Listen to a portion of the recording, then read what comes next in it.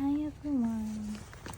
Andito pa lang kami ngayon sa Yama with my partner.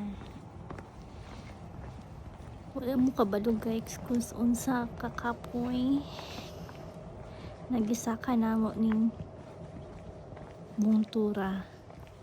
Kasi yung kapuya kay taas kaayo pero okay ra pod kay enjoy man pod kay ilang mga bulak diri karon. I mean the tree now nag-bloom na. Pasensya na guys, hindi ko kabalong mag voice over so pa. Lantawan na lang ninyo guys kung unsa kanindot ang place diri. Very nice good siya. Mag-enjoy gud mo maglantaw guys. And then diha guys, likuha na nako ako ang cellphone kay naluoy na ko niya kasi nga siya video, so ako na po nang mag video diha guys. Lantawa uli na mi diha karon.